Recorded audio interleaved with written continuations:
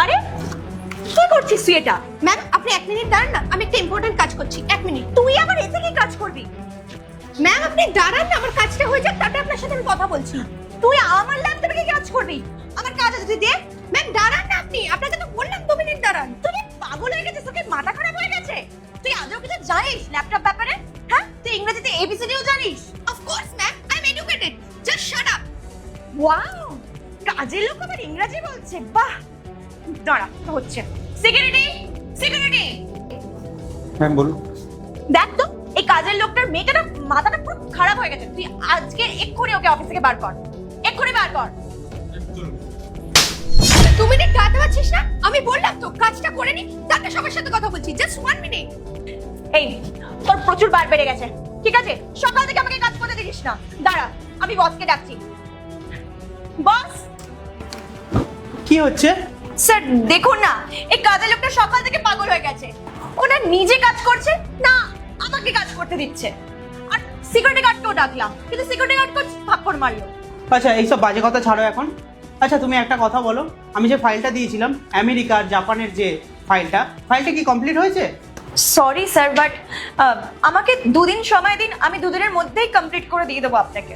কারণ হচ্ছে সকাল থেকে এই কাজের মেয়েটা কোনো কাজই করতে দেয়নি আমাকে। স্যার আপনি কি আমেরিকা আর জাপানের ফাইলটার কথা বলছেন? হ্যাঁ, কিন্তু তুমি কি করে জানলে? আরে স্যার 1 মিনিট দাঁড়ান। এই দেখুন, আমি এই ফাইলটা কমপ্লিট করে দিয়েছি। আসলে এই ফাইলটার মধ্যে না একটু এরর ছিল, সেই কারণে বারবার ফাইলটা ফেলড হয়ে যাচ্ছিল। আমি ওটা ঠিক করে দিয়েছি। এই ফাইলটা তুমি কমপ্লিট করেছো? আমার তো বিশ্বাসই হচ্ছে না, এটা তুমি কিভাবে করতে পারলে? আসলে স্যার আমি একটা ভালো কোম্পানিতে আগে জব করতাম, সেই কোম্পানি থেকে হুট করে সব এমপ্লয়ীদের ছাড়িয়ে দেওয়া হলো, আর আমিও তাদের মধ্যে একজন ছিলাম। আমার খুব খারাপ সিচুয়েশন হয়ে গেছিল, কী করব বুঝতে পারছিলাম না। আমার বাড়িতে একটা বয়স্ক মা আছে, একটা ছোট ভাই আছে। মায়ের ওষুধের খরচা, ভাইয়ের পড়াশোনার খরচা সব মিলিয়ে না আমি খুব ফ্রাস্ট্রেটেড হয়ে গেছিলাম। কোথাও জব পাচ্ছিলাম না। লাস্টে আপনাদের এখানে ক্লিনারের জব পেলাম, সেই জন্য আমি অ্যাপ্লাই করে ঢুকে গেলাম। আর এমনিও আগের দিন আমি আপনাকে শুনছিলাম, আপনি ফোনে কথা বলছিলেন স্যারের সাথে এই ফাইলটা নিয়ে। আপনি, কণিকা ম্যাম দুজনেই খুব ফ্রাস্ট্রেটেড ছিলেন। স্যার আপনি আমাকে মাত্র 2 দিনের সময় দিন, আমি 2 দিনের মধ্যেই ফাইলটা কমপ্লিট করে দেবো। আর এই ফাইলটাই নিয়েই কাজ চলছে আমাদের অফিসে, আর সবার ফোকাস এই ফাইলটার উপরে। আমি যত তাড়াতাড়ি পারি এই ফাইলটা আমি কমপ্লিট করে দেবো। স্যার আপনি একদম চিন্তা করবেন না, আপনার কাছে না আমি মাত্র 2 দিন চেয়ে নিচ্ছি। আমি এর আগে আপনার থেকে কোনো দিন টাইম চাইনি, এই আজকের মতন এটাই আমার কাছে লাস্ট 2 দিন আমি চেয়ে নিচ্ছি।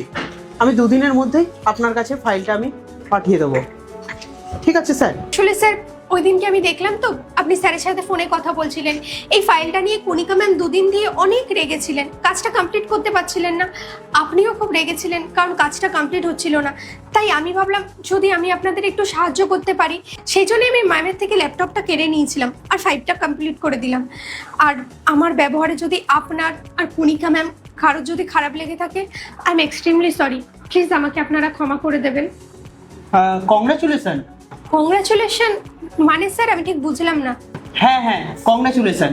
কেননা তুমি আজ থেকে এই কোম্পানির সফটওয়্যার ইঞ্জিনিয়ার।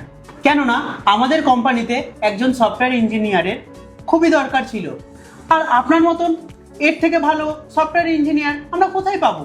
কেননা কণিকা ম্যাম আর আমরা তো দুজনেই মিলে খুবই তো চিন্তার মধ্যে পড়ে গেছিলাম এই ফাইলটা নিয়ে। আর আমরা তো রাতে তো একদমই ঘুমোতে পারছিলাম না, আর আপনি 2 মিনিটের মধ্যে পুরো চুটকিতে তো এই কাজটা করে ফেললেন। I am proud of you.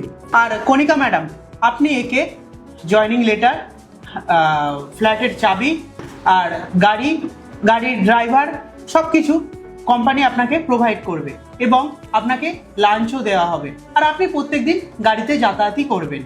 আর তুমি যে এখানে যে 5,000 টাকা স্যালারি পেতে না, তার থেকে তোমার আরও বেশি স্যালারি হবে।